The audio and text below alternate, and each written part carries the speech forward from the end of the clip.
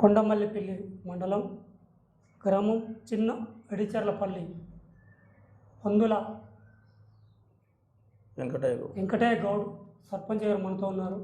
నమస్తే సార్. నమస్తే sir. Sir, మీరు గెలిచిన కానుండి మీ గ్రామానికి ఎలాంటి అభివృద్ధి కార్యక్రమాలు చేసి పెట్టారు సార్?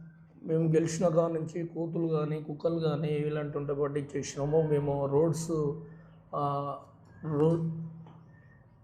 డ్రైనేజీలు, రోడ్లు, పరిశుద్ధకి కంప చెట్లు, వాటర్ పైప్ లైన్స్, కొన్ని బోర్లు, మోటార్స్ అవన్నీ వేసినాం సార్.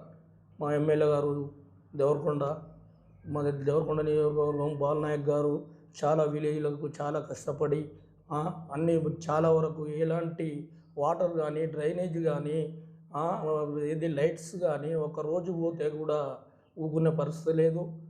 పక్కన తిప్పుతుండో చూస్తుండో మా విలేజ్లో అన్ని లైట్స్ కానీ డ్రైనేజ్ కానీ వాటర్ కానీ సాగర్ వాటర్ కానీ బోర్లు కానీ మోటార్లు కానీ అవన్నీ వేసినాం. పరిశుభ్రంగా చేస్తున్నాం. మాకు ఒక వాటర్ ట్యాంకులు ఉన్నాయి.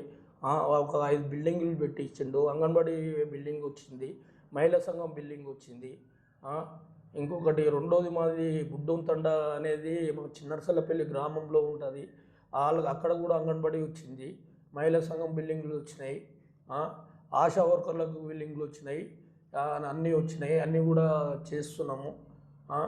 మేము ఇంకా మా ఎమ్మెల్యే గారికి మంత్రి పదవి వస్తే మా విలేజ్ పక్కన ఉన్న ఒక విలేజీలు పక్కన ఒక నియోజకవర్గం ఉన్న విలేజ్లన్నీ కూడా డెవలప్ అవుతున్నాయి. అన్నీ చేస్తుండు సారు. చాలా కష్టపడుతుండు. ప్రతి విలేజ్లో తిరుగుతుండు, ప్రతి విలేజ్లో చూస్తుండు, చేస్తుండు. అన్ని విధాలుగా మా ఊరికి ఒక 12 ఇండ్లు వచ్చినాయి. ఆ 12 ఇండ్లు కూడా అన్నీ కట్టించినాం. అన్ని కొన్ని ఓపెన్ అయినాయి, ఒక 2-3 ఓపెన్ అయినాయి. కన్వే కూడా ఓపెన్ అవుతున్నాయి. బిల్లులు కూడా మంచిగా పడుతున్నాయి. కాంగ్రెస్ గవర్నమెంటు రేవంత్ రెడ్డి గారు మా సీఎం గారు బిల్లులు కూడా కాగానే ఎమ్మటే బిల్లులు వేస్తున్నారు. మంచిగా అవుతుంది. ఇక్కడ మా చిన్నరసలపల్లి గ్రామం నుంచి నేను పందుల వెంకటయ్య గౌడ్ సర్పంచ్గా నిలబడమని నేను కాంగ్రెస్ పార్టీకి వెళ్ళి ఉన్నా సర్పంచ్గా. మా బాలనాయక్ గారికి ఒక మంత్రి పదవి వస్తే దేవుని దయ వల్ల మాది పల్లెటూరు ఒక మాజీ ఏమంటారు పల్లెటూరులో ఒక పక్కన ఉన్న విలేజ్లన్నీ కూడా డెవలప్ చేస్తాడు. సీసీ రోడ్లు పెట్టేసిండు. సీసీ రోడ్లు అవుతున్నాయి. మా విలేజ్ కూడా ఒక 15 లక్షలు 30 లక్షలు ఉంటే 15 లక్షలు పెట్టిండు. వర్క్ కూడా మొదలు పెడతాం. ఈ 2-3 రోజులలో అవుతుంది. ఆ మట్టి రోడ్లు అవి అన్నీ చేసినాం. మా ఎమ్మెల్యే గారు చాలా వరకు ప్రతి విలేజ్లో తిరుగుతుండు.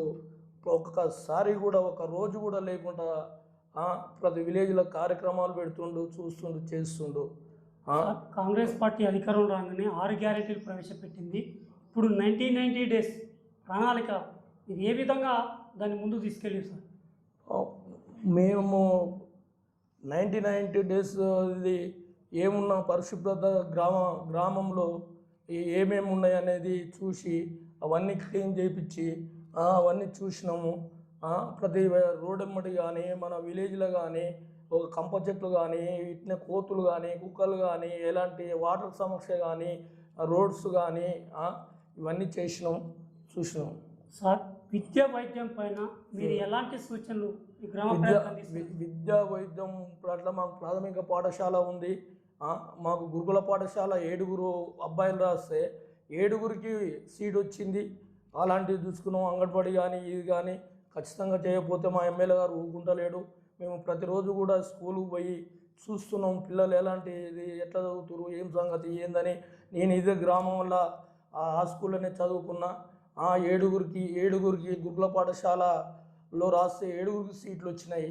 మా హెచ్ఎం గారు కూడా మాకు సహకరించి మంచిగా మా పిల్లలని కూడా మంచి డెవలప్ చేసి పంపిస్తున్నారు. ఈ ప్రణాళిక పెట్టిన తర్వాత చాలా వరకు కూడా ప్రతి విలేజ్లో కూడా తిరగడం చేయడం, అధికారికంగా వచ్చిన ఎంప్లాయీస్ కూడా తిరిగి చేసి పెట్టినాం. ఒక ఎలాంటిది కూడా గ్రామ సభలు కానీ ప్రణాళిక పెట్టిన తర్వాత ప్రణాళిక పెట్టిన తర్వాత విలేజ్లో మొత్తం ఎలాంటి సమస్యలు ఉన్నా ఏమున్నాయి అన్నీ చేసినాం సార్.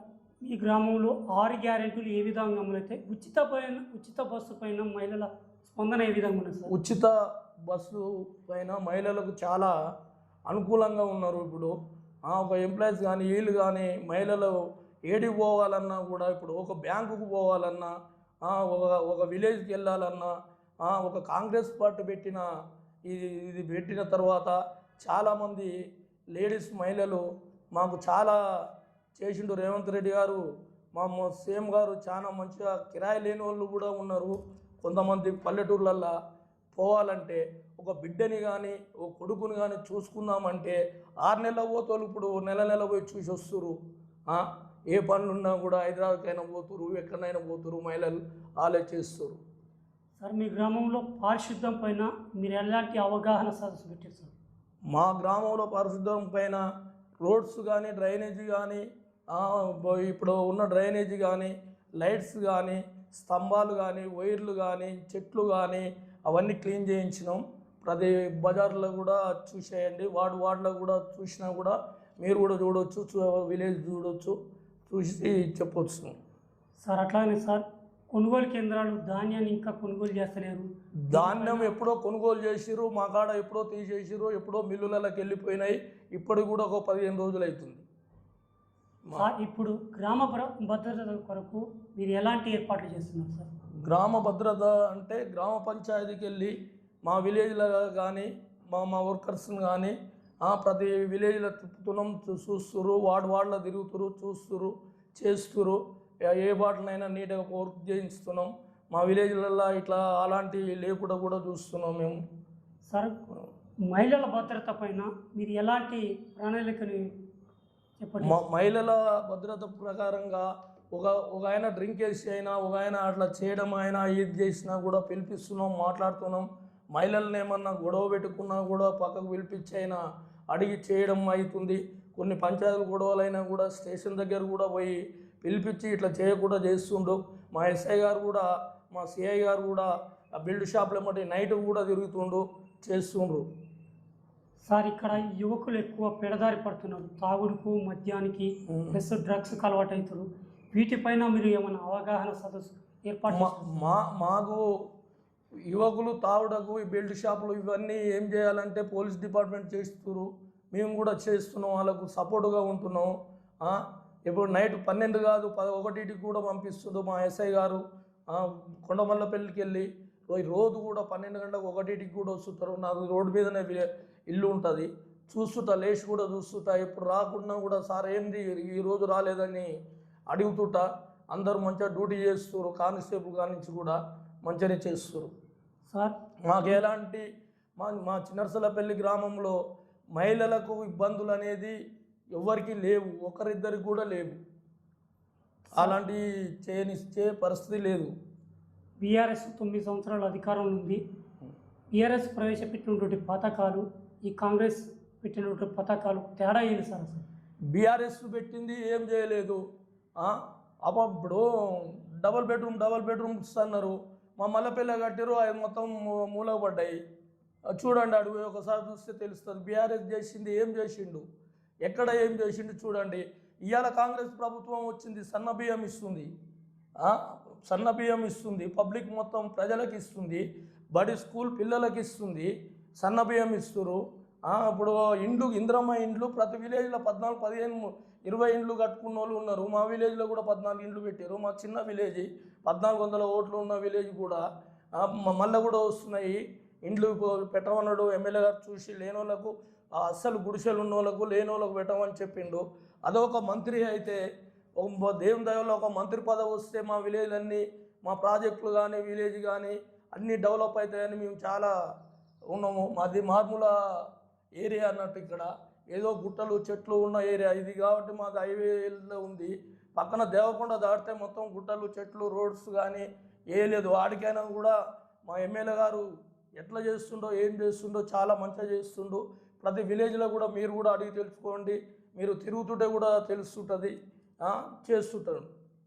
సార్ మీ ఎమ్మెల్యే గారి సహకారం ఏ విధంగా ఉంది? మా ఎమ్మెల్యే గారికి మంత్రి పదవి ఇస్తే ఈ నియోజకవర్గం మొత్తం మంచిగా అభివృద్ధి చెందుతుందని చెప్పేసి మీ గ్రామ ప్రజలు అంటున్నారు సార్. దీనిపైన మీ స్పందన సార్?